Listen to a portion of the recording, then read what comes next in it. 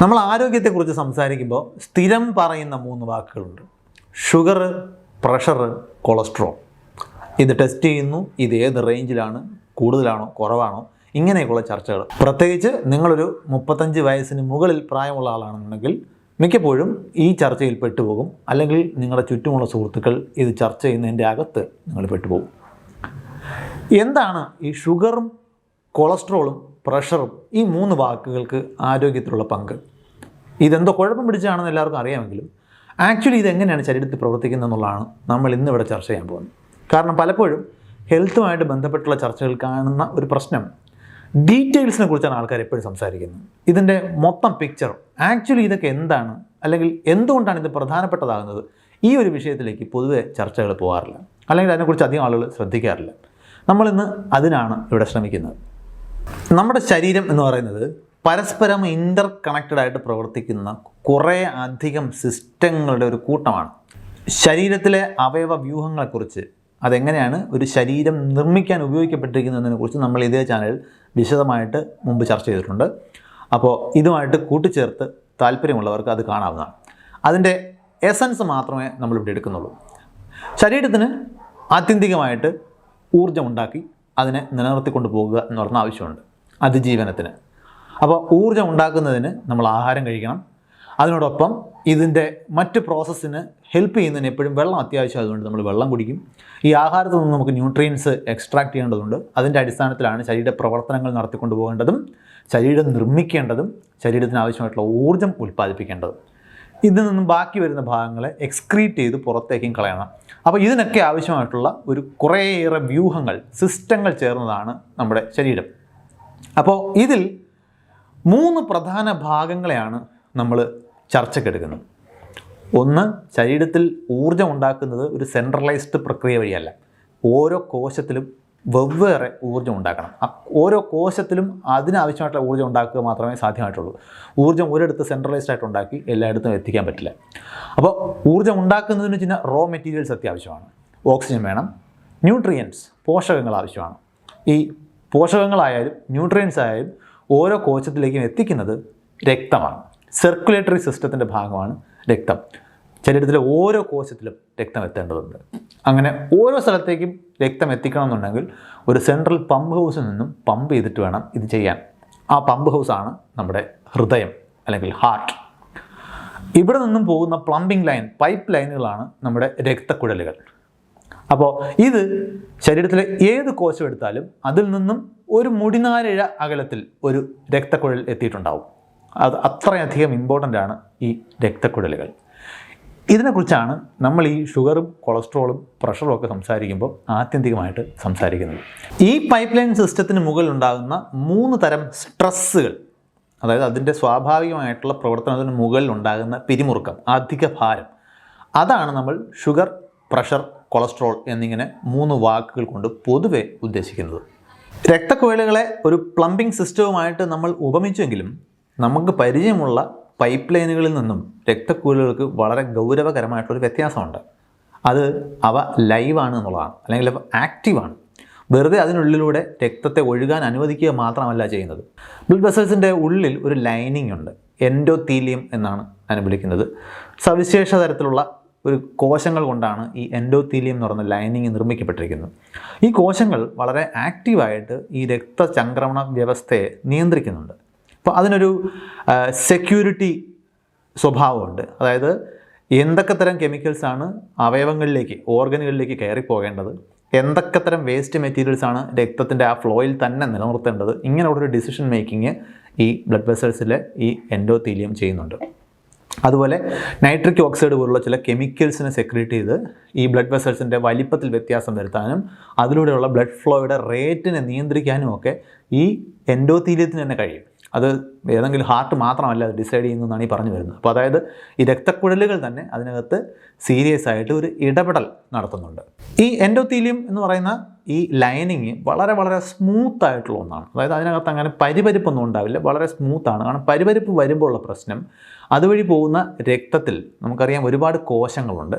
പരിപരിപ്പുള്ള ഒരു സർഫസിലൂടെ ടച്ച് ചെയ്താണ്, അതിലൂടെ ഉരസിക്കൊണ്ടാണ് രക്തം ഒഴുകുന്നുണ്ടെങ്കിൽ രക്തം അവിടെ ക്ലോട്ട് ചെയ്യാനുള്ള, കട്ട പിടിക്കാനുള്ള സാധ്യതയുണ്ട്. അപ്പോൾ ഈ എൻഡോത്തീലിയം ഈ രക്തം കട്ട പിടിക്കുന്നത് ഒഴിവാക്കുക എന്ന് പറഞ്ഞാൽ വളരെ പ്രധാനപ്പെട്ട ഒരു ജോലി കൂടി ചെയ്യുന്നുണ്ട്. കാരണം ഒഴുകിക്കൊണ്ട് പോകേണ്ട ഒരു സംഗതിയാണ് രക്തം. അതിന് കട്ട പിടിക്കാനുള്ളൊരു ടെൻഡൻസി ജനിതകമായിട്ട് കിട്ടിയിരിക്കുന്നത് എവിടെയെങ്കിലും ഒരു മുറിവോ മറ്റോ വന്നു കഴിഞ്ഞാൽ രക്തം പുറത്തേക്ക് ഒഴുകി നഷ്ടപ്പെട്ടു പോകുന്നത് തടയാൻ വേണ്ടി മാത്രമാണ്. അതിൻ്റെ സ്വാഭാവികമായിട്ടുള്ള ഒഴുക്കിനിടയിൽ രക്തം കട്ട പിടിക്കുന്നത് തീർച്ചയായിട്ടും നമുക്ക് ഗുണമുള്ള ഒന്നല്ല എന്ന് മാത്രമല്ല, അത് ദോഷം ചെയ്യാൻ പോകുന്ന ഒന്നുകൂടിയാണ്. അപ്പോൾ പറഞ്ഞു വരുന്നത്, രക്തക്കുഴലുകൾക്ക് സാധാരണ പൈപ്പ് ലൈനുകളിൽ നിന്നും കുറേയേറെ വ്യത്യാസങ്ങളുണ്ട്. അത് വളരെ ക്രിട്ടിക്കലാണ്. അപ്പോൾ ഇതിന് മുകളിലുള്ള 3 തരം സ്ട്രെസ്സുകളാണ് നമ്മൾ നേരത്തെ ഷുഗർ, കൊളസ്ട്രോൾ, പ്രഷർ എന്നുകൊണ്ട് സൂചിപ്പിച്ചതെന്ന് പറഞ്ഞു. ഇത് 3 തരം സ്ട്രെസ്സുകളാണ്. നമുക്കിത് ഓരോന്നോരോന്നായിട്ട് പരിചയപ്പെടാം. ആദ്യത്തേത് ഷുഗറാണ്. നമ്മൾ ഷുഗർ ഉണ്ട് എന്ന് പറയുമ്പോൾ ബേസിക്കലി ഉദ്ദേശിക്കുന്നത് ഗ്ലൂക്കോസ് എന്ന് പറയുന്ന രാസവസ്തുവിൻ്റെ രക്തത്തിലെ സാന്നിധ്യമാണ്. അത് ഉണ്ടാകാൻ പാടില്ലാത്തടത്ത് ഉണ്ടാകുന്നതിനല്ല പറയുന്നത്, മറിച്ച് ഉണ്ടാകേണ്ടതിൽ കൂടുതൽ അളവിൽ കാണപ്പെടുന്നതിനെയാണ്. ഗ്ലൂക്കോസ് നമ്മുടെ ശരീരത്തിലെ ഓരോ കോശത്തിലും എത്തേണ്ട ആവശ്യമുണ്ട്. കാരണം ആ ഗ്ലൂക്കോസ് വെച്ച് വേണം നമുക്ക് ഊർജം ഉണ്ടാക്കാൻ.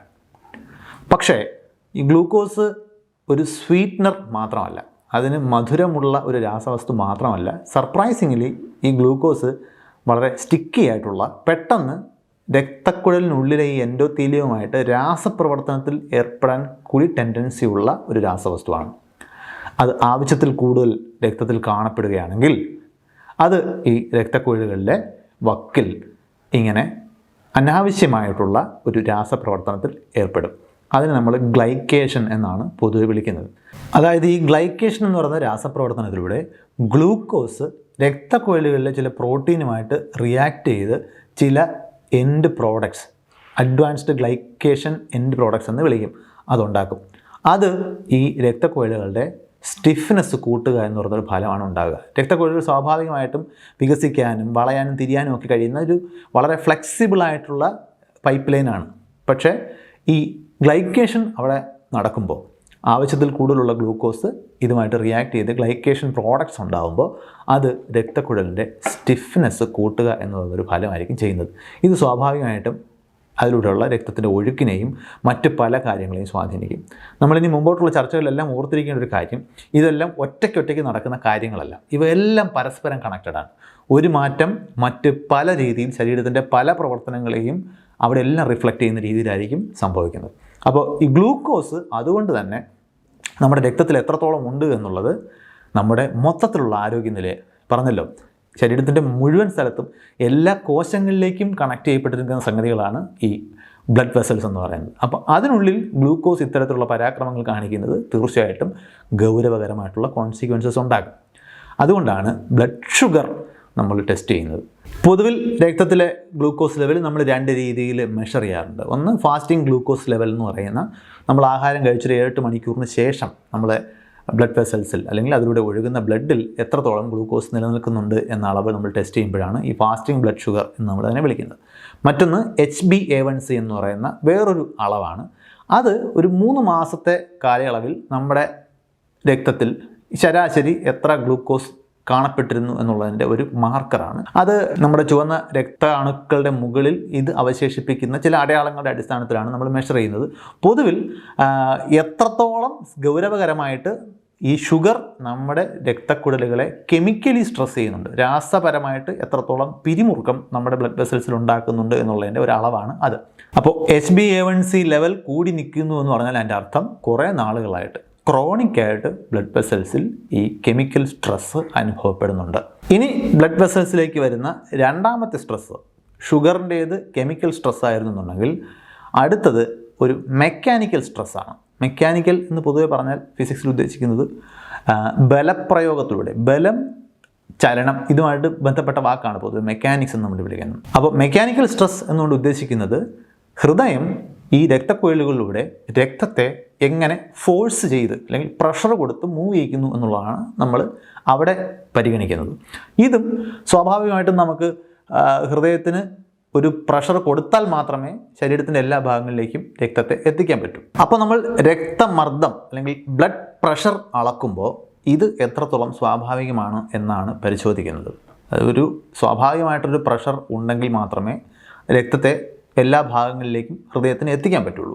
അപ്പോൾ അവിടെ 2 കമ്പോണൻറ്റ് നമ്മൾ പറയാറുണ്ട്. സിസ്റ്റോളിക് പ്രഷർ എന്നും ഡയസ്റ്റോളിക് പ്രഷർ എന്നും വിളിക്കും. ഒന്ന് ഹൃദയം ഞെരുങ്ങി വെളിയിലേക്ക് പ്രസ് ചെയ്യുമ്പോൾ ഉള്ള പ്രഷറും മറ്റൊന്ന് റിലാക്സ് ചെയ്യുമ്പോൾ ഉള്ള പ്രഷറുമാണ്. ഇതിനൊരു നോർമൽ വാല്യൂ ഉണ്ട്. ഇത് അതിന് മുകളിലേക്ക് പോയി കഴിഞ്ഞാൽ, ഇപ്പോൾ നമ്മളിത് പ്രഷർ മെഷർ ചെയ്യുമ്പോൾ പ്രഷർ കൂടുതലായിട്ട് കാണുന്നു എന്നുണ്ടെങ്കിൽ ഹൃദയം സാധാരണയിൽ കൂടുതൽ ബലം രക്തത്തെ മുമ്പോട്ട് കൊണ്ടുപോകുന്നത് അല്ലെങ്കിൽ രക്തത്തെ ശരീരത്തിൻ്റെ പല ഭാഗങ്ങളിലേക്ക് എത്തിക്കുന്നതിന് വേണ്ടി ചെലുത്തുന്നുണ്ട് എന്നുള്ളതാണ്. അതിൻ്റെ ഒരു കാരണം നമ്മൾ നേരത്തെ പറഞ്ഞതുപോലെ ഒരുപക്ഷെ ഗ്ലൂക്കോസോ മറ്റ് തരത്തിലുള്ള എന്തെങ്കിലും റിസ്ക് ഫാക്ടേഴ്സോ കൊണ്ട് രക്തക്കുഴലുകൾ സ്റ്റിഫായിട്ടുണ്ടാകാം, അല്ലെങ്കിൽ അതിൻ്റെ അകത്തെ ഏരിയ കുറഞ്ഞിട്ടുണ്ടാകാം. അപ്പോൾ ചെറിയ വാവട്ടം കുറഞ്ഞ കുഴലാണ് എന്നുണ്ടെങ്കിൽ സ്വാഭാവികമായിട്ടും കൂടുതൽ ബലപ്രയോഗം നടത്തിയാൽ മാത്രമേ രക്തം എത്തേണ്ടടുത്ത് എത്തൂ. അപ്പോൾ ഹൈ ബ്ലഡ് പ്രഷർ ഇങ്ങനെ മറ്റ് പലതിൻ്റെയും സൂചനയാണ്. ഇനി നമ്മുടെ ഹൃദയത്തിന് എത്ര പ്രഷർ കൊടുക്കേണ്ടി വരുമെന്ന് തീരുമാനിക്കുന്നതിൽ കിഡ്നിക്ക്, വൃക്കകൾക്ക് വളരെ ഗൗരവകരമായിട്ടുള്ള ഒരു റോളുണ്ട്. അപ്പോൾ അതുകൊണ്ട് കിഡ്നി ഫംഗ്ഷൻ്റെയും കൂടി ഒരുപക്ഷെ ദുസ്സൂചനയായിരിക്കാം രക്തസമ്മർദ്ദത്തിൽ വരുന്ന മാറ്റം.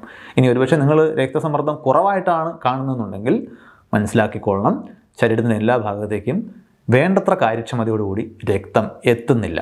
അതൊരുപക്ഷെ മസ്തിഷ്കത്തിലേക്കൊക്കെയാണ് എത്താതെ വരുന്നതെന്നുണ്ടെങ്കിൽ നിങ്ങൾ തലചുറ്റി വീഴും. അപ്പോൾ അങ്ങനത്തെ റിസ്കുകൾ വരുന്നത് ലോ ബ്ലഡ് പ്രഷറുമായിട്ട് ചേർന്നിട്ടാണ്. അപ്പോൾ ഷുഗർ ഉണ്ടാക്കുന്ന കെമിക്കൽ സ്ട്രെസ്സും ബ്ലഡ് പ്രഷർ എന്ന രൂപത്തിൽ അളക്കുന്ന മെക്കാനിക്കൽ സ്ട്രെസ്സും കഴിഞ്ഞാൽ അടുത്തത് നമ്മൾ സംസാരിക്കുന്നത് ഘടനാപരമായിട്ടുള്ള ഒരു പിരിമുറുക്കമാണ്, സ്ട്രക്ചറൽ സ്ട്രെസ് എന്ന് വിളിക്കാം. അവിടെ പ്രവർത്തിക്കുന്ന രാസവസ്തു ലിപ്പിഡ്സ് ആണ്, അല്ലെങ്കിൽ അതിനെയാണ് നമ്മൾ കൊളസ്ട്രോൾ എന്ന് വിളിക്കുന്നത്. പൊതുവിൽ കൊളസ്ട്രോൾ എന്ന് പറഞ്ഞൊരു വാക്ക് വളരെ നെഗറ്റീവ് അർത്ഥത്തിലാണ് നമ്മളെല്ലാം ഉപയോഗിച്ച് കേട്ടിട്ടുള്ളത് എങ്കിലും കൊളസ്ട്രോൾ നമ്മുടെ ശരീരത്തിൽ വളരെ അത്യന്താപേക്ഷിതമായിട്ടുള്ള ഒരു രാസവസ്തുവാണ്. നമ്മുടെ സെൽ മെമ്പറിൻ നിർമ്മിക്കുന്നതിനും പല ഹോർമോണുകളും ഉണ്ടാക്കുന്നതിനുമൊക്കെ കൊളസ്ട്രോൾ അത്യാവശ്യമാണ്. കൊളസ്ട്രോളിനെ നമ്മുടെ കരളിൽ നിന്നും വേണം ശരീരത്തിൻ്റെ പല ഭാഗങ്ങളിലേക്ക് എത്തിക്കാൻ. ഈ കൊളസ്ട്രോൾ പൊതുവിൽ രണ്ട് തരത്തിൽ പ്രധാനമായിട്ട് നമ്മൾ കാണും. ഒന്ന് LDL, വേറൊന്ന് HDL. അതിന് പുറമെ ട്രൈഗ്ലിസറൈഡ്സ് എന്നൊക്കെ പറഞ്ഞ വേറെയും കാര്യങ്ങളുണ്ടെന്നുണ്ടെങ്കിലും കൂട്ടത്തിൽ ഏറ്റവും പ്രധാനപ്പെട്ടത് ഈ രണ്ട് സംഗതികളാണ്. ലോ ഡെൻസിറ്റി ലിപ്പോപ്രോട്ടീൻസ് എന്നും ഹൈ ഡെൻസിറ്റി ലിപ്പോപ്രോട്ടീൻസ് എന്നുമാണ് അവയുടെ ഫുൾ ഫോം. ഇനി എന്താണ് ഈ ലിപ്പോപ്രോട്ടീൻസ്? ലിപ്പിഡ്സ് എന്ന് പറയുന്നത് നമ്മൾ പൊതുവിൽ കൊളസ്ട്രോൾസ് എന്ന് വിളിക്കുമ്പോൾ ഓയിലിനോട് സമാനമായിട്ടുള്ള എണ്ണയുടെ സ്വഭാവമുള്ള രാസവസ്തുക്കളാണിത്. സ്വാഭാവികമായിട്ടും നമുക്കറിയാം എണ്ണയും വെള്ളവും തമ്മിൽ അത്ര നല്ല രസത്തിലല്ല. നമ്മുടെ രക്തത്തിലെ മെജോറിറ്റിയും വാട്ടറാണ്. അപ്പോൾ ഇങ്ങനെ ഭൂരിഭാഗവും വെള്ളത്തിൻ്റെ രൂപത്തിൽ നിൽക്കുന്ന രക്തത്തിലൂടെ ഈ ഓയിലിൻ്റെ സ്വഭാവമുള്ള ലിപ്പിഡ്സിനെ കൊണ്ടുപോവുക, കൊളസ്ട്രോളുകളെ കൊണ്ടുപോവുക എന്ന് പറയുന്നത് അത്ര എളുപ്പമുള്ള കാര്യമല്ല. പകരം അവിടെ സംഭവിക്കുന്നത് ഈ ലിപ്പിഡ്സും പ്രോട്ടീനുകളും കൂടെ ചേർന്ന് ഒരു അസോസിയേഷൻ ഉണ്ടാക്കും.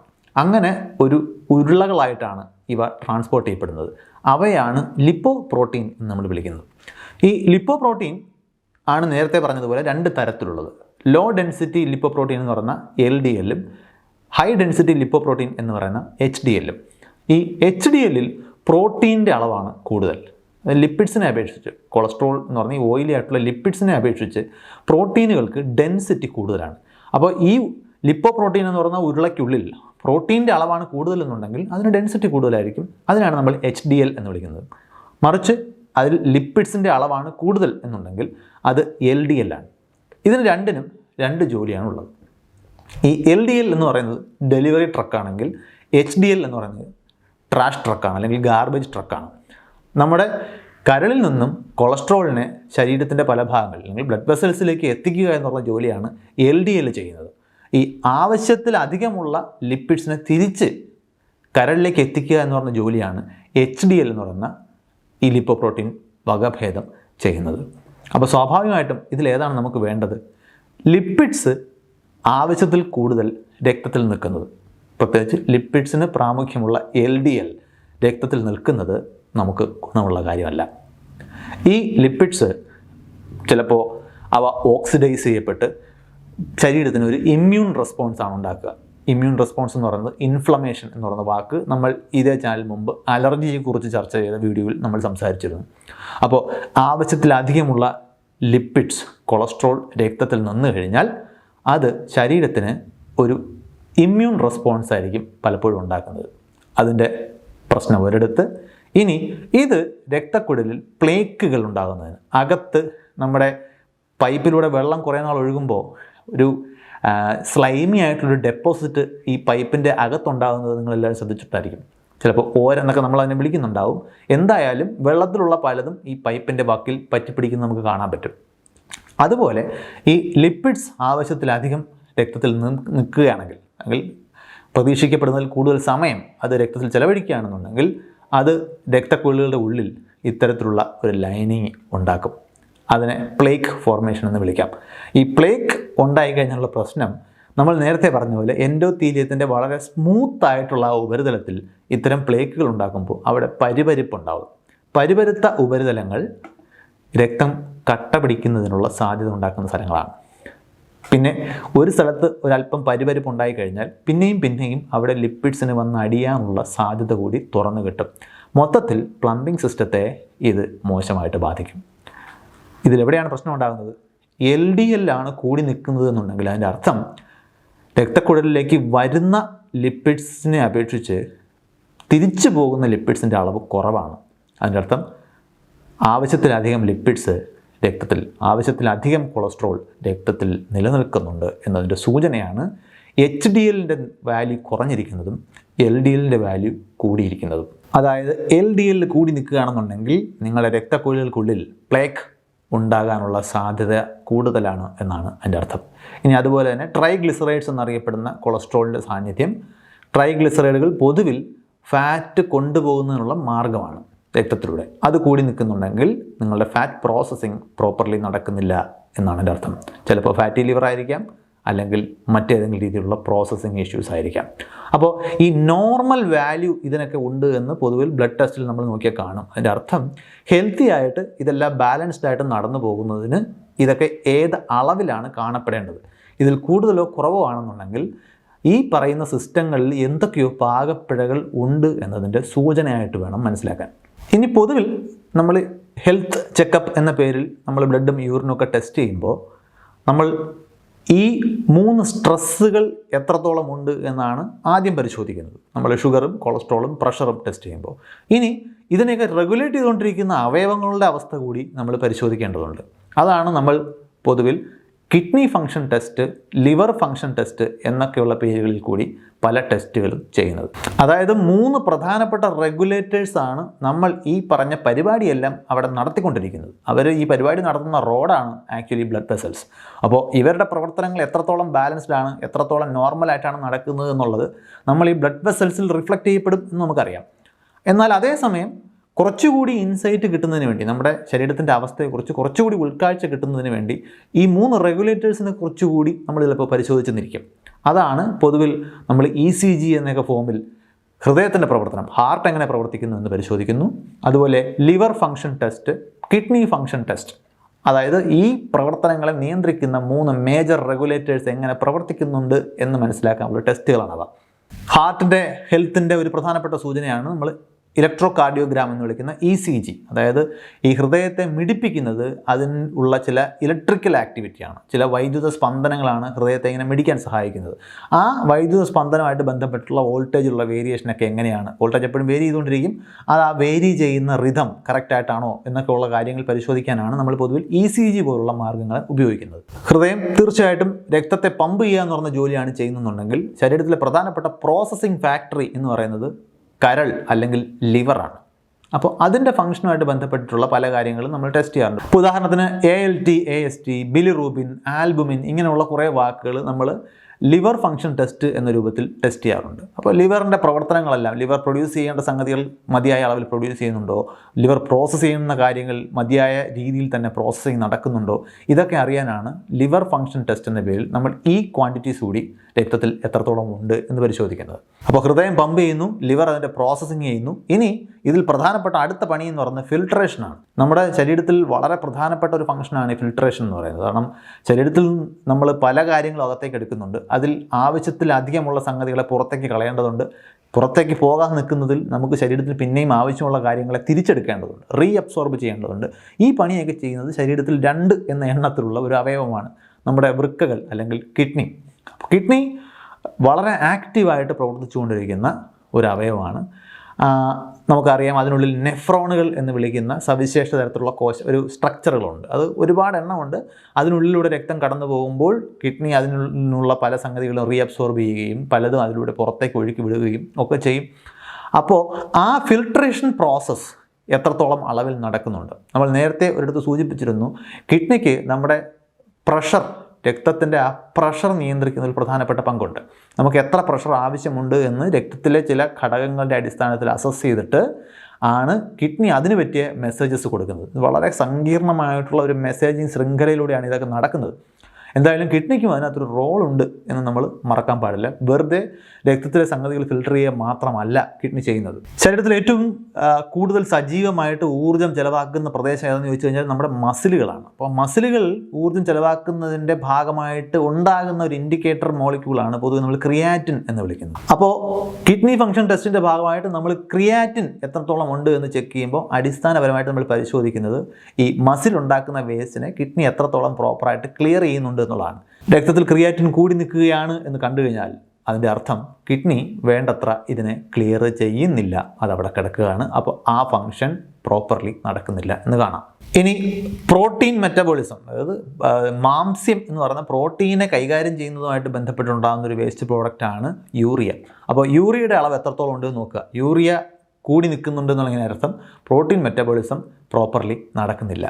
അതുപോലെ ഇലക്ട്രോലൈറ്റുകളുടെ ബാലൻസ്, നമ്മൾ പൊട്ടാസ്യം, സോഡിയം, അയോൺ, ഇങ്ങനെ കുറേ കാര്യങ്ങൾ അതുമായിട്ട് ബന്ധപ്പെട്ടിട്ടുണ്ടാകും.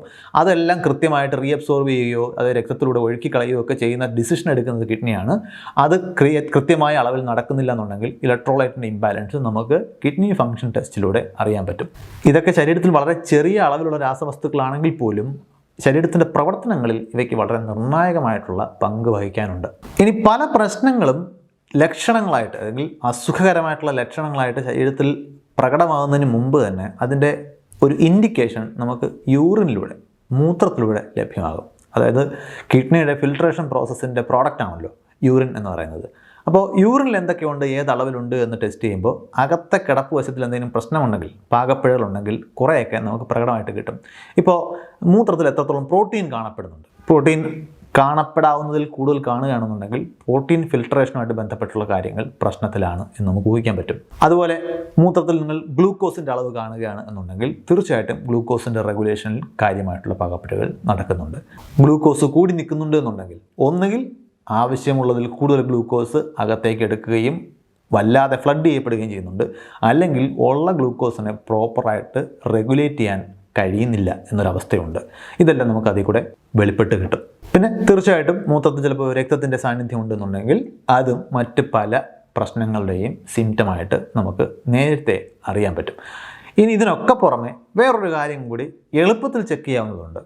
അത് നമ്മുടെ മൊത്തത്തിലുള്ള ഫിസിക്കാണ്. പൊതുവിൽ ബോഡി മാസ് ഇൻഡെക്സ് എന്നൊക്കെ വിളിക്കുന്ന അളവുകൾ അവിടെയാണ് വരുന്നത്. അതായത് ശരീരത്തിൽ ആവശ്യത്തിലധികം ഊർജ്ജം എത്തുമ്പോൾ നമ്മളതിനെ ഫാറ്റായിട്ട് സ്റ്റോർ ചെയ്യുക എന്ന് പറയുന്നൊരു മെത്തേഡാണ് ശരീരം അഡോപ്റ്റ് ചെയ്യുന്നത്.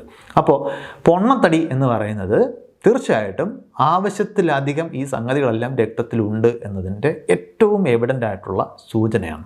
പ്രത്യേകിച്ച് നമ്മുടെ ബെല്ലി ഫാറ്റ് എന്ന് പറയുന്ന അബ്ഡോമിനൽ ഫാറ്റ്, കുടവയർ, ഈ വിസറൽ ഫാറ്റ് എന്നാണ് അതിൻ്റെ സ്കൂളിൽ പേര്. ഈ വിസറൽ ഫാറ്റ് പറയുമ്പോൾ വെറുതെ കുറച്ച് ഫാറ്റ് സ്റ്റോർ ചെയ്ത് വെച്ചേക്കുന്നതാണ് എന്നൊരു തോന്നലുണ്ടാക്കാമെങ്കിലും അതങ്ങനല്ല. നമ്മുടെ ശരീരത്തിനകത്ത് ആന്തര അവയവങ്ങൾക്ക് ചുറ്റും സ്റ്റോർ ചെയ്യപ്പെടുന്ന കൊഴുപ്പാണ് ഈ വിസറൽ ഫാറ്റ് എന്ന് വിളിക്കുന്നത്. അത് വെറുതെ അവിടെ ഇരിക്കുകയല്ല ചെയ്യുക, അത് അതിൻ്റേതായിട്ടുള്ള പല പ്രവർത്തനങ്ങളും ശരീരത്തിൽ ചെയ്യും. അതാണ് പലപ്പോഴും ഇൻസുലിൻ റെസിസ്റ്റൻസ് ഒക്കെ പോലെയുള്ള പല പ്രവൃത്തികളിലേക്കും കൊണ്ടെത്തിക്കുന്നത്. എന്താണ് ഇൻസുലിൻ റെസിസ്റ്റൻസ്? ഇൻസുലിൻ എന്ന് പറയുന്ന ഹോർമോണിൻ്റെ പണി എന്ന് പറയുന്നത് ഈ ഗ്ലൂക്കോസിനെ നമ്മുടെ കോശങ്ങൾക്കുള്ളിലേക്ക് കയറ്റിവിടുക എന്നുള്ളതാണ്. രക്തത്തിലൂടെ വരുന്ന ഗ്ലൂക്കോസിനെ ഒരു താക്കോൽ വെച്ച് തുറന്ന് കോശങ്ങൾക്കുള്ളിലേക്ക് കയറ്റിവിടുന്ന പണി ചെയ്യുന്നത് ഇൻസുലിനാണ്. എന്നാൽ നിങ്ങൾ ഗ്ലൂക്കോസ് കൊണ്ട് രക്തത്തെ ഇങ്ങനെ കുമിഞ്ഞുകൂടുന്ന അവസ്ഥയിൽ എത്തിച്ചിട്ടുണ്ടെന്നുണ്ടെങ്കിൽ പലപ്പോഴും നമ്മുടെ ഇൻസുലിൻ ഉൽപ്പാദിപ്പിക്കുന്ന ആഗ്നേയ ഗ്രന്ഥി എന്ന് പറഞ്ഞ പാൻക്രിയാസ് ഓവർനൈറ്റ് പണിയെടുത്ത് ഇൻസുലിൻ ഉണ്ടാക്കുക എന്ന് പറയുന്നൊരു അവസ്ഥയിൽ എത്തിച്ചേരും. അത് തുടർച്ചയായി സംഭവിച്ചു കഴിഞ്ഞാൽ ചിലപ്പോൾ ഇനി നിങ്ങളെ ഇൻസുലിൻ കൊണ്ട് ഈ പണി പറ്റില്ല എന്നൊരവസ്ഥ വരും. ശരീരത്തിൽ ഇൻസുലിൻ പ്രവർത്തിക്കേണ്ട സ്ഥലങ്ങളിൽ ഇൻസുലിന് ഒരു പ്രതിരോധം ഉണ്ടാകുന്നു, ഇൻസുലിൻ റെസിസ്റ്റൻസ് ഉണ്ടാകുന്നു എന്ന് പറയാം. അപ്പോൾ ചിലപ്പോൾ നിങ്ങളുടെ കോശങ്ങൾക്ക് ആവശ്യമായിട്ടുള്ള ഗ്ലൂക്കോസ് കിട്ടുന്നുണ്ടാവില്ല, പക്ഷേ ഗ്ലൂക്കോസ് രക്തത്തിൽ കിടപ്പുണ്ട്, അതിന് കോശങ്ങൾക്കുള്ളിലേക്ക് കയറാൻ പറ്റുന്നില്ല. ഇൻസുലിന് ആ താക്കോൽ വെച്ച് പൂട്ട് തുറക്കാൻ പറ്റുന്നില്ല, അതുകൊണ്ട് അകത്തേക്ക് കയറാൻ പറ്റുന്നില്ല. അവിടെ നമ്മൾ നോക്കിക്കഴിഞ്ഞാൽ ആ വെള്ളം സർവത്ര തുള്ളി കുടിക്കാനില്ലത്രേ എന്ന് പറഞ്ഞ ചൊല്ലിനെ അനുസ്മരിപ്പിക്കുന്ന തരത്തിലാണ് സംഭവങ്ങൾ നടക്കുന്നത്. നമുക്ക് ഊർജ്ജം ഉണ്ടാക്കാനുള്ള ഗ്ലൂക്കോസ് കിട്ടുന്നില്ല, പക്ഷേ ആവശ്യത്തിലധികം ഗ്ലൂക്കോസ് രക്തത്തിൽ കെട്ടിക്കിടപ്പുണ്ട്. ഈ പ്രക്രിയയിലേക്ക് കൊണ്ട് എത്തിക്കാൻ നമ്മുടെ വിസറൽ ഫാറ്റിന് വളരെ എളുപ്പത്തിൽ സാധിക്കും.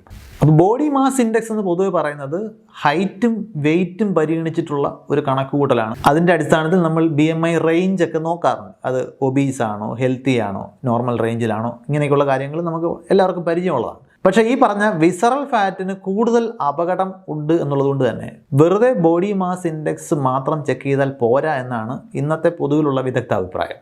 അതിന് പുറമെ നിങ്ങളുടെ വേസ്റ്റ് സർക്കംഫറൻസ് കൂടി നോക്കേണ്ടതുണ്ട്. നമ്മുടെ വേസ്റ്റിലാണല്ലോ ഈ വിസറൽ ഫാറ്റിൻ്റെ എല്ലാ ലക്ഷണങ്ങളും നമുക്ക് കാണാൻ കഴിയുക. അപ്പോൾ അതിനൊരു ഹെൽത്തി റേഞ്ച് ഉണ്ട്. അത് ഇന്ത്യക്കാർക്കും യൂറോപ്യൻസിനൊക്കെ വേറെ വേറെ അളവായിരിക്കും. പക്ഷേ നമ്മൾക്ക് നമ്മുടെ വേസ്റ്റ് സർക്കംഫറൻസിൻ്റെ വാല്യൂ കൂടി പരിഗണിക്കേണ്ടതുണ്ട്. അത് പരിധിയിലധികം കൂടുതലാണെന്നുണ്ടെങ്കിൽ വിസറൽ ഫാറ്റ് ഒരുപാടുണ്ട് എന്നതിൻ്റെ സൂചനയാണ്. അത് വളരെ പെട്ടെന്ന് മേൽപ്പറഞ്ഞ മറ്റ് പ്രശ്നങ്ങളെല്ലാം ഉണ്ടാകും. അതായത് വിസറൽ ഫാറ്റ് കൂടുതലാണെങ്കിൽ നേരത്തെ പറഞ്ഞ കെമിക്കൽ സ്ട്രെസ്സും സ്ട്രക്ചറൽ സ്ട്രെസ്സും ഒക്കെ ഉണ്ടാക്കാൻ പറ്റിയ ഐറ്റംസ് എല്ലാം അവിടെ ഉണ്ട്. ഇൻസുലിൻ റെസിസ്റ്റൻസ് വരുമ്പോൾ ഷുഗറിൻ്റെ അളവ് കൂടി നിൽക്കും. ഫാറ്റ് ആൾറെഡി കൂടുതലായതുകൊണ്ട് തന്നെ ലിപ്പിഡ്സ് ഒരുപാട്, കൊളസ്ട്രോൾ ഒരുപാട് ഉണ്ടാവും. അപ്പോൾ കൊളസ്ട്രോളും ഷുഗറും കൂടുതലുണ്ടെന്നുണ്ടെങ്കിൽ ബ്ലഡ് വെസൽസിന് കാര്യമായിട്ടുള്ള പരിക്ക് പറ്റും. ബ്ലഡ് വെസൽസിന് പരിക്ക് പറ്റിയിട്ടുണ്ടെന്നുണ്ടെങ്കിൽ ഹാർട്ട് കൂടുതൽ പണിയെടുക്കേണ്ടി വരും, പ്രഷർ കൂടും. ഈ പറഞ്ഞ എല്ലാ സംഗതികളും പരസ്പരം കണക്റ്റഡ് ആണ് എന്നാണ് ഈ പറഞ്ഞു വരുന്നത്. അപ്പോൾ ഇതൊക്കെ എത്രത്തോളം മാറാം? ഇതൊക്കെ മാറുന്നതിന് ചില ടിപ്പിംഗ് പോയിന്റുകളുണ്ട്.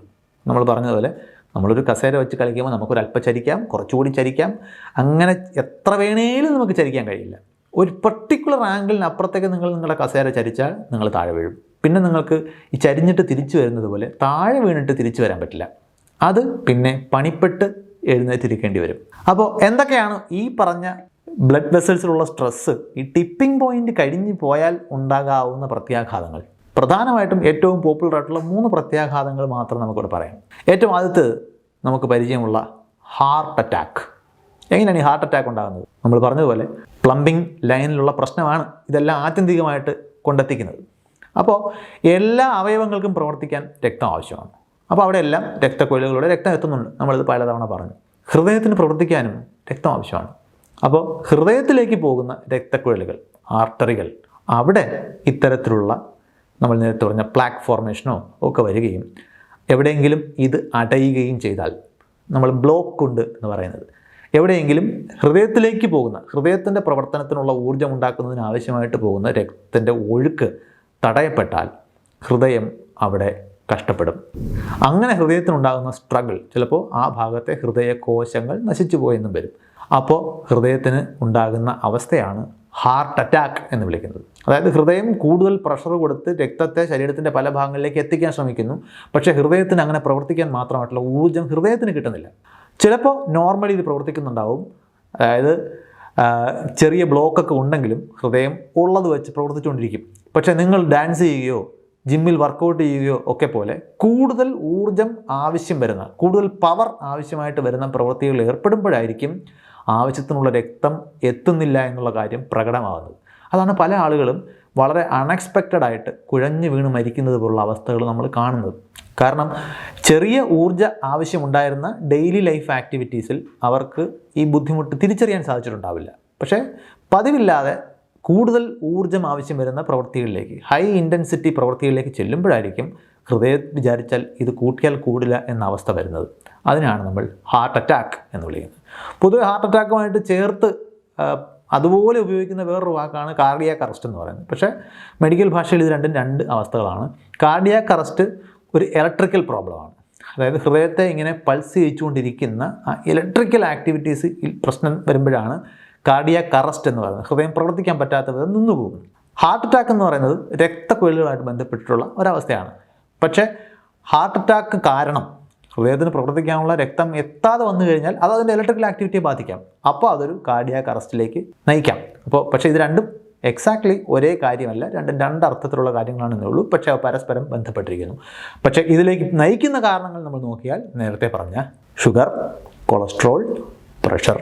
അപ്പോൾ ഷുഗർ, കൊളസ്ട്രോൾ തുടങ്ങിയ അളവുകളിലുള്ള വ്യതിയാനം നമ്മളോട് പറയുന്നത് ഒരു ഹൃദയാഘാതം നിങ്ങൾ പ്രതീക്ഷിക്കണം എന്നാണ്. കാരണം അതിനുള്ള തയ്യാറെടുപ്പുകളാണ് ഈ നടന്നുകൊണ്ടിരിക്കുന്നത്. ഇനി ഹൃദയത്തിൻ്റെ പ്രവർത്തനത്തിന് ആവശ്യമായിട്ടുള്ള രക്തം എത്താതിരിക്കുന്നത് പോലെ മസ്തിഷ്കത്തിൻ്റെ ബ്രെയിനിൻ്റെ പ്രവർത്തനത്തിന് ആവശ്യമായിട്ടുള്ള രക്തമാണ് എത്താതിരിക്കുന്നതെങ്കിലോ, അപ്പോൾ അവിടെ സംഭവിക്കുന്നതാണ് പക്ഷാഘാതം അല്ലെങ്കിൽ സ്ട്രോക്ക് എന്ന് നമ്മൾ വിളിക്കുന്നത്.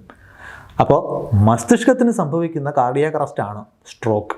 മസ്തിഷ്കത്തിൻ്റെ ഏതെങ്കിലും ഭാഗത്തേക്ക് രക്തക്കുഴലുകളിലൂടെ രക്തമെത്താതെ വന്നാൽ അത് തന്നെ രണ്ട് രീതിയിൽ സംഭവിക്കാം.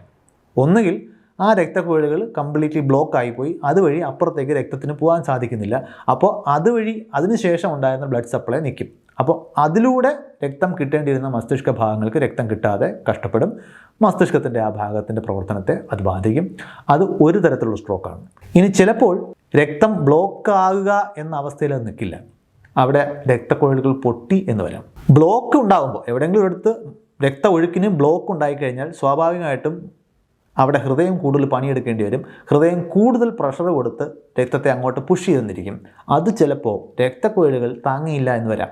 അങ്ങനെയെങ്കിൽ രക്തക്കുഴലുകൾ പൊട്ടാം. അവിടെയാണ് നമ്മൾ ഹെമറേജിക് സ്ട്രോക്ക് എന്ന് പറയുന്ന അവസ്ഥ നേരിടുന്നത്. അതായത് രക്തക്കുഴലുകൾ പൊട്ടുന്നത് വഴി അവിടുത്തെ മസ്തിഷ്ക ഭാഗങ്ങൾക്ക് സംഭവിക്കുന്ന തകരാറാണ്. രക്തക്കുഴലുകൾ പൊട്ടുമ്പോൾ രക്തം പുറത്തേക്ക് ഒഴുകും. പിന്നെ അത് മറ്റ് സ്ഥലങ്ങളിൽ പ്രഷർ ചെലുത്തും. പല സ്ഥലങ്ങളിലും ഈ രക്തം തന്നെ ഡാമേജ് ഉണ്ടാക്കും. ഇത് മസ്തിഷ്കത്തിൻ്റെ ഏത് ഭാഗത്താണ് സംഭവിക്കുന്നതെന്നനുസരിച്ചിട്ടാണ് ഈ സ്ട്രോക്ക് എങ്ങനെ പ്രകടമാകുന്നു എന്നിരിക്കുന്നത്. അതായത് എല്ലാ സ്ട്രോക്കും നിങ്ങളെ കംപ്ലീറ്റ്ലി പാരലൈസ് ചെയ്യണമെന്നില്ല. ചിലപ്പോൾ സംസാരത്തിനുള്ള ബുദ്ധിമുട്ടായിരിക്കും ഉണ്ടാകുന്നത്, ചിലപ്പോൾ ചിന്തയിലുള്ള പ്രശ്നങ്ങളായിരിക്കും ഉണ്ടാകുന്നത്. അത് ഈ മസ്തിഷ്കത്തിലുണ്ടാകുന്ന ഈ സ്ട്രോക്ക് മസ്തിഷ്കത്തിൻ്റെ ഏത് ഭാഗത്തുണ്ടാകുന്നു എന്നതിനനുസരിച്ചിട്ട് വ്യത്യസ്തമായിരിക്കും. ഇനി കൂട്ടത്തിലെ ഏറ്റവും കോമൺ ആയിട്ടുള്ള കാര്യം, പൊതുവെ കൂട്ടത്തിലെ ആൾക്കാർ ഏറ്റവും നിസ്സാരമായിട്ട് കാണുന്നത്, കാരണം ഹാർട്ട് അറ്റാക്കിനോ സ്ട്രോക്കിനോ ഉള്ള ഡ്രാമ പലപ്പോഴും ഇല്ലാത്തൊരവസ്ഥയാണ് ടൈപ്പ് 2 ഡയബറ്റിസ് എന്ന് പറയുന്ന പ്രമേഹ രോഗം. അത് ലോക്ക് ആൻഡ് കീ ഫെയിലിയറാണ്. ഇൻസുലിൻ എന്ന താക്കോൽ ഉപയോഗിച്ച് പൂട്ട് തുറന്ന് സ്വാഭാവികമായിട്ട് കോശങ്ങൾക്കുള്ളിലേക്ക് എത്തേണ്ട ഗ്ലൂക്കോസിന് അത് ചെയ്യാൻ സാധിക്കുന്നില്ല. ഗ്ലൂക്കോസ് രക്തത്തിൽ ബിൽഡപ്പ് ചെയ്യപ്പെടുന്നു. നമ്മൾ നേരത്തെ പറഞ്ഞ പോലെ ഗ്ലൂക്കോസ് റിയാക്റ്റീവായിട്ടുള്ള രാസവസ്തുവാണ്. രക്തത്തിൽ അതിനെ അങ്ങനെ നിർത്തരുത്. ഗുണമുണ്ട്, പക്ഷേ ഒരുപാട് നേരം നമ്മൾ എൻ്റർടൈൻ ചെയ്യിക്കരുത് എന്ന് ചില ആളുകളെക്കുറിച്ച് പറയുന്നത് പോലെ. അപ്പോൾ തുടർച്ചയായിട്ട് രക്തത്തിൽ ഗ്ലൂക്കോസിൻ്റെ നില ഉയർന്നു നിന്ന് കഴിഞ്ഞാൽ അപ്പോൾ നമ്മൾ നേരിടുന്നതാണ് ടൈപ്പ് 2 ഡയബറ്റിസ്. ഇത് ഡ്രമാറ്റിക് ആയിട്ടുള്ള ഫലങ്ങൾ അല്ല ഉണ്ടാക്കുന്നതെന്നുള്ളതുകൊണ്ട് അതിനെ അവഗണിക്കരുത്. കാരണം ഇത് മറ്റ് പല സ്ഥലങ്ങളിലും വലിയ പ്രശ്നങ്ങളുണ്ടാക്കും. പ്രത്യേകിച്ച് ചെറിയ രക്തക്കുഴലുകൾ ഉള്ള ഇടങ്ങളിൽ, നമ്മുടെ കണ്ണിൻ്റെ റെറ്റിന, നാഡികൾ, വൃക്കകൾ, ഇവിടെയൊക്കെ ഇത് ഗൗരവകരമായിട്ടുള്ള പ്രശ്നങ്ങളുണ്ടാകും. വൃക്കയിൽ പ്രശ്നം ഉണ്ടാക്കിയാൽ സ്വാഭാവികമായിട്ടും നമ്മൾ നേരത്തെ പറഞ്ഞതുപോലെ അത് പിന്നെ കാർഡിയാക് ഇഷ്യൂ ആയിട്ട് മാറും. മറ്റ് പല രീതിയിലും മറ്റ് പ്രശ്നങ്ങളിലേക്ക് ഇത് പ്രൊപ്പഗേറ്റ് ചെയ്ത് പോവുകയും ചെയ്യും. ഇപ്പോൾ diabetic retinopathy, diabetic neuropathy, diabetic renopathy എന്നൊക്കെയുള്ള പല വാക്കുകൾ നിങ്ങളുമായിട്ട് ബന്ധപ്പെട്ട് കേൾക്കും. അതായത് ഡയബറ്റിസ് കാരണമുണ്ടാകുന്ന ഗൗരവകരമായിട്ടുള്ള പ്രശ്നങ്ങൾ. അപ്പോൾ ഡയബറ്റിസ് എന്ന് പറയുന്നത് വളരെ ഡ്രമാറ്റിക് ആയിട്ടൊരു ഇഫക്റ്റ് ഉണ്ടാക്കില്ല എന്ന് തോന്നിയാലും ഈ ഡയബറ്റിസിൻ്റെ ഒരു അനന്തരഫലമായിട്ട് വളരെ ഗൗരവകരമായിട്ടുള്ള ഒരുപാട് പ്രശ്നങ്ങൾ, ഹൃദ്രോഗം എന്ന രീതിയിലോ വൃക്കരോഗം എന്ന രീതിയിലോ ഒക്കെ തീർച്ചയായിട്ടും അവിടെ ഉണ്ടാകാനുള്ള സാധ്യത തുറന്നു കിടക്കും. ഇനി പലപ്പോഴും നമ്മളൊരു പ്രായം കഴിഞ്ഞാൽ മാത്രം ഇതിനെക്കുറിച്ച് കൂടുതൽ ഗൗരവകരമായിട്ട് ചർച്ച ചെയ്യുന്നതിൻ്റെ കാരണം എന്താണ്? സ്വാഭാവികമായിട്ടും നമ്മുടെ ശരീരത്തിന് സംഭവിക്കുന്ന ഏജിങ് എന്ന് പറയുന്നത് ശരീരത്തിൻ്റെ അഡാപ്റ്റബിലിറ്റി കുറയ്ക്കും. അതായത് ചെറിയ സ്ട്രെസ്സൊക്കെ വളരെ പെട്ടെന്ന് റിക്കവർ ചെയ്യാനുള്ള മെക്കാനിസം നമ്മുടെ ശരീരത്തിലുണ്ട്. പക്ഷേ ആ ശേഷി പ്രായം കൂടുന്നതിനനുസരിച്ച് കുറഞ്ഞു വരും. ഇപ്പോൾ നമ്മൾ നേരത്തെ പറഞ്ഞ രക്തക്കുഴലുകളുടെ ഇലാസ്തികത, വാസ്കുലർ ഇലാസ്റ്റിസിറ്റി എന്ന് പറയുന്നത്, അതിനകത്തൂടെ രക്തം ഒഴുകുമ്പോൾ സ്മൂത്തായിട്ട് അതിനെ ഒഴുക്കി വിടാനുള്ള കഴിവ് എല്ലാ പ്രായത്തിലും ഒരുപോലെ ഉണ്ടാവില്ല. നിങ്ങൾക്ക് പ്രായം കൂടുന്നതിനനുസരിച്ചിട്ട് രക്തക്കുഴലുകൾ കൂടുതൽ സ്റ്റിഫായിട്ട് മാറും. അവയുടെ ഇലാസ്റ്റിസിറ്റി നഷ്ടപ്പെടും. സ്വാഭാവികമായിട്ടും നമ്മൾ നേരത്തെ പറഞ്ഞതുപോലെ പ്ലാക്ക് ഫോർമേഷനും ഹൈ ബ്ലഡ് പ്രഷറും ഒക്കെ ഉണ്ടാകാനുള്ള പൊട്ടൻഷ്യൽ അവിടെ കൂടി വരും. 2, സാർക്കോപീനിയ എന്ന് പറയുന്ന മസിൽ ലോസ് ആണ്. നമ്മുടെ ശരീരം ഈ മസിലുകൾ ഒരുപാട് ഊർജ്ജം ചിലവാക്കുന്ന ഭാഗമായതുകൊണ്ട് തന്നെ ഉപയോഗമില്ലാതിരിക്കുന്ന മസിലുകൾ പതിയെ ഇല്ലാതായി പോകും. അതിനാണ് നമ്മൾ സാർക്കോപീനിയ അല്ലെങ്കിൽ മസിൽ ലോസ് എന്ന് പറയുന്നത്. നമ്മൾ നിരന്തരം ഉപയോഗിച്ചുകൊണ്ടിരുന്നില്ല എന്നുണ്ടെങ്കിൽ മസിലുകൾ നിങ്ങൾക്ക് നഷ്ടമാകും. മസിലുകൾ നഷ്ടമാകുമ്പോൾ ആ മസിലുകൾ ഉപയോഗിച്ചുകൊണ്ടിരുന്ന ഗ്ലൂക്കോസ് കൂടി അധികം വരും. കാരണം നമ്മൾ കഴിക്കുന്ന ആഹാരത്തിൻ്റെ അളവിൽ മാറ്റം വരുന്നില്ല, എന്നാൽ ആ ഗ്ലൂക്കോസ് ചിലവായിക്കൊണ്ടിരിക്കുന്ന ഭാഗങ്ങൾ ഇല്ലാതായി. അപ്പോൾ സ്വാഭാവികമായിട്ടും ഈ ഗ്ലൂക്കോസ് പിന്നെ ബിൽഡപ്പ് ചെയ്യാനുള്ള സാഹചര്യം ഉണ്ടാക്കും. അപ്പോൾ മസിൽ ലോസ്. അപ്പോൾ അതുകൊണ്ടാണ് നമ്മൾ പലപ്പോഴും ആ സാഹചര്യത്തിലാണ് നമ്മൾ പലപ്പോഴും മറ്റു തരത്തിലുള്ള എക്സർസൈസുകളെക്കുറിച്ചും മസിൽ ബിൽഡിങ്ങിനെക്കുറിച്ചും ഒക്കെ നമുക്ക് സംസാരിക്കേണ്ടി വരുന്നത്. അതുപോലെ സ്വാഭാവികമായിട്ടും നടന്നുകൊണ്ടിരിക്കുന്ന ഫിൽട്രേഷൻ പ്രോസസ്സ് കിഡ്നിയിൽ എല്ലാ കാലത്തും ഒരുപോലെ നടക്കില്ല. പ്രായം കൂടുന്നതിനനുസരിച്ചിട്ട് ഇതിൽ പല കോശങ്ങളും നമുക്ക് നഷ്ടപ്പെടും. അപ്പോൾ പഴയ ഫിൽട്രേഷൻ റിസർവ് എല്ലാ പ്രായത്തിലും അതുപോലെ നിൽക്കില്ല. അപ്പോൾ നമ്മൾ ഫിൽട്ടർ ചെയ്യാനുള്ള ലോഡ് കൂട്ടിക്കൊണ്ടിരുന്നാൽ സ്വാഭാവികമായിട്ടും അത് കിഡ്നിക്ക് മുകളിലുള്ള സ്ട്രെയിനായിട്ട് പ്രത്യക്ഷപ്പെടും. അപ്പോൾ അതുപോലെ ഈ പല കാര്യങ്ങളും ശരീരം സ്വാഭാവികമായിട്ട് റിക്കവർ ചെയ്തുകൊണ്ടിരുന്ന ചെറിയ സ്ട്രെസ്സുകളെല്ലാം പ്രായം കൂടുന്നതിനനുസരിച്ചിട്ട് വലിയ ഗൗരവകരമായിട്ടുള്ള സ്ട്രെസ്സുകളായിട്ട് നമുക്ക് മാറും. അപ്പോൾ അതുകൊണ്ടാണ് പലപ്പോഴും പ്രായം കൂടുമ്പോൾ ഇതിൽ കൂടുതൽ ഗൗരവകരമായിട്ട് നമ്മൾ ആലോചിക്കേണ്ടതുണ്ട് എന്ന് പറയുന്നത്. എടുത്തു പറയട്ടെ, ഇതൊരു മെഡിക്കൽ ഉപദേശമല്ല. പലപ്പോഴും നമ്മൾ മെഡിക്കൽ ഉപദേശത്തിൻ്റെ സ്ഥലങ്ങളിൽ ഈ വാക്കുകളൊക്കെ കേൾക്കും. LDL, HDL, ആൽബുമിൻ, ക്രിയാറ്റിൻ, ഇങ്ങനെ പല വാക്കുകളും കേൾക്കും. പക്ഷേ ഞാൻ ശ്രദ്ധിച്ചിട്ടുള്ളൊരു കാര്യം, ഈ ഡീറ്റെയിൽസ് പറയുന്ന കൂട്ടത്തിൽ പലപ്പോഴും എന്താണ് ഈ സംഗതി എന്നുള്ളതിൻ്റെ ഒരു ബിഗ് പിക്ചർ അല്ലെങ്കിൽ ഇവർ തമ്മിലുള്ള പരസ്പര ബന്ധം പലപ്പോഴും മിസ്സായി പോകും. അപ്പോൾ അതുകൊണ്ട് ശരീരത്തിൻ്റെ, നമ്മുടെ ഹ്യൂമൻ ബോഡിയുടെ ബേസിക് സയൻസ്, അടിസ്ഥാന ശാസ്ത്രം പറയുക മാത്രമാണ് ഇവിടെ ചെയ്തിരിക്കുന്നത്.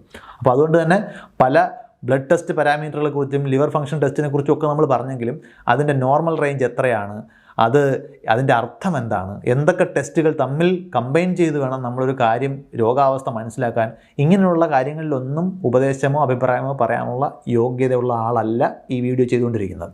അപ്പോൾ ഇത് മനുഷ്യ ശരീരത്തെ സംബന്ധിച്ചിട്ടുള്ള ശാസ്ത്രീയമായിട്ടുള്ള ഒരു കാഴ്ചപ്പാട് അവതരിപ്പിക്കാൻ മാത്രമാണ് ശ്രമിക്കുന്നത്. എന്തെങ്കിലും തരത്തിലുള്ള ആരോഗ്യ പ്രശ്നങ്ങളുണ്ടെങ്കിൽ തീർച്ചയായിട്ടും ട്രെയിൻഡ് ആയിട്ടുള്ള ഒരു മെഡിക്കൽ പ്രൊഫഷണലിൻ്റെ മേൽനോട്ടത്തോടുകൂടി വേണം നമ്മൾ തീരുമാനങ്ങൾ എടുക്കാൻ. അപ്പോൾ ഇവിടെ പറയാവുന്നൊരു കാര്യം, ഇതുവരെ പറഞ്ഞ അടിസ്ഥാന ശാസ്ത്രത്തിൻ്റെ അടിസ്ഥാനത്തിൽ നമുക്ക് പറയാവുന്ന ഒരു കാര്യം എന്ന് പറയുന്നത്, ഈ പറയുന്ന കാര്യങ്ങളൊക്കെ കൃത്യമായിട്ട് നടക്കുന്നുണ്ടോ ഒന്ന് ചെക്ക് ചെയ്യുന്നത് നല്ലതാണ്. കാരണം ഒരു ടിപ്പിംഗ് പോയിന്റ് കഴിഞ്ഞിട്ട് ചെക്ക് ചെയ്യാൻ നിന്നാൽ അപ്പോഴേക്കും പലതും നമുക്ക് തിരിച്ച് റിപ്പയർ ചെയ്യാൻ കഴിയാത്ത വിധം ഡാമേജ് ആയി പോയിട്ടുണ്ടാവും. അപ്പോൾ അതിനു മുമ്പ് തന്നെ നമ്മുടെ ഗ്ലൂക്കോസും കൊളസ്ട്രോളും പ്രഷറും ഒക്കെ നോർമൽ റേഞ്ചിലാണോ, നമ്മുടെ കിഡ്നിയും ഹാർട്ടും ലിവറും ഒക്കെ കൃത്യമായ രീതിയിൽ പ്രവർത്തിക്കുന്നുണ്ടോ, ഇതൊക്കെ ഒന്ന് ചെക്ക് ചെയ്യണം. പ്രത്യേകിച്ച് നിങ്ങളൊരു 35 വയസ്സിന് മുകളിലേക്ക് പോകുമ്പോൾ പൊതുവിൽ പറയുന്നൊരു ഗൈഡ് ലൈൻ, ഒരു വർഷത്തിൽ ഒരിക്കലെങ്കിലും ഇതൊക്കെ ഒന്ന് ടെസ്റ്റ് ചെയ്ത് നോക്കുന്നത് നല്ലതാണ്. മറിച്ച് നിങ്ങൾ ടെസ്റ്റ് ചെയ്യുമ്പോൾ എന്തെങ്കിലുമൊക്കെ പാരാമീറ്ററിൽ അസ്വാഭാവികമായിട്ടുള്ള വേരിയേഷൻ കാണുകയാണ്, അല്ലെങ്കിൽ കുറച്ച് റിസ്കി ആയിട്ടുള്ള ദിശയിൽ ഇത് മാറുന്നതായിട്ട് തോന്നുകയാണെന്നുണ്ടെങ്കിൽ ഈ ടെസ്റ്റിങ്ങിൻ്റെ ഫ്രീക്വൻസി കൂട്ടണം. ഇപ്പോൾ ഗ്ലൂക്കോസ് ഡയബറ്റിക് ആകുന്നതിനടുത്താണ് നിൽക്കുന്നുണ്ടെങ്കിൽ ഇനി 2 കൊല്ലം കഴിഞ്ഞിട്ട് ടെസ്റ്റ് ചെയ്താൽ മതി എന്ന് വിചാരിച്ചാൽ പോരാ. കുറച്ചുകൂടി അടുപ്പിച്ച്, ചിലപ്പോൾ ഒരു 6 മാസം അല്ലെങ്കിൽ 1 വർഷത്തിനുള്ളിൽ ഒന്നുകൂടി ടെസ്റ്റ് ചെയ്ത് ഇതൊക്കെ ചെക്കിലാണ് നിൽക്കുന്നത് എന്ന് ഉറപ്പിക്കുന്നത് തീർച്ചയായിട്ടും വലിയ പ്രത്യാഘാതങ്ങൾ ഒഴിവാക്കാൻ നമ്മളെ സഹായിക്കും. ഒരു കൂട്ടം ആളുകൾ പലപ്പോഴും ഇത് ടെസ്റ്റ് ചെയ്താൽ ഇനി എന്തെങ്കിലും ഉണ്ടെന്ന് തിരിച്ചറിഞ്ഞാലോ അങ്ങനെയുള്ള ടെൻഷൻ കാരണം ടെസ്റ്റ് ചെയ്യേണ്ടെന്ന് തീരുമാനിക്കുന്നവരെ കണ്ടിട്ടുണ്ട്. വളരെ അപകടം പിടിച്ച ഒരു മണ്ടത്തരമാണത്. ടെസ്റ്റ് ചെയ്യുമ്പോൾ എന്തെങ്കിലും വേരിയേഷൻ ഉണ്ടെങ്കിൽ, ചെറിയ വേരിയേഷൻ ആയിരിക്കും നിങ്ങൾ കാണുന്നത്, അത് നിങ്ങളുടെ ലൈഫ് സ്റ്റൈൽ അഡ്ജസ്റ്റ്മെൻറ്റിലൂടെ നിങ്ങൾക്ക് ചിലപ്പോൾ തിരിച്ചു കൊണ്ടുവരാൻ സാധിച്ചേക്കും. മറിച്ച് നിങ്ങൾ ടെസ്റ്റ് ചെയ്താൽ എന്തെങ്കിലും മോശമായിട്ട് കണ്ടാലോ എന്ന് പേടിച്ച് വെച്ചുകൊണ്ടിരുന്നാൽ ചിലപ്പോൾ ഒരു ഹാർട്ട് അറ്റാക്കോ സ്ട്രോക്കോ ഒക്കെ വന്നതിന് ശേഷമായിരിക്കും നിങ്ങൾ തിരിച്ചറിയുന്നത്. അപ്പോൾ പഴയ പല കാര്യങ്ങളും തിരിച്ചു കൊണ്ടുവരാൻ കഴിയാതെ വരും, ലൈഫ് സ്റ്റൈൽ അഡ്ജസ്റ്റ്മെൻറ്റിൽ നിൽക്കാതെ വരും, നിങ്ങൾ ചിലപ്പോൾ നിരന്തരം മരുന്ന് കഴിക്കേണ്ടി വരും. എന്തിനാ അത്രയും വലിയ ബുദ്ധിമുട്ടുകൾ എടുക്കുന്നത്? ശരീരത്തിൻ്റെ അടിസ്ഥാന ശാസ്ത്രം ഒന്ന് മനസ്സിലാക്കിയിരിക്കുക. ഇത് പ്രവർത്തിക്കുന്നതിൻ്റെ റേഞ്ചും ഇതെങ്ങനെയാണ് പ്രവർത്തിക്കുന്നതെന്നൊക്കെ ഒന്ന് മനസ്സിലാക്കിയിരുന്നാൽ ആ ഒരു റേഞ്ചിൽ തന്നെ ഓപ്പറേറ്റ് ചെയ്യാൻ പറ്റുമെങ്കിൽ അതല്ലേ നല്ലത്. മറ്റൊരു വിഷയമായിട്ട് നമുക്ക് പിന്നെ കാണാം. ബൈ.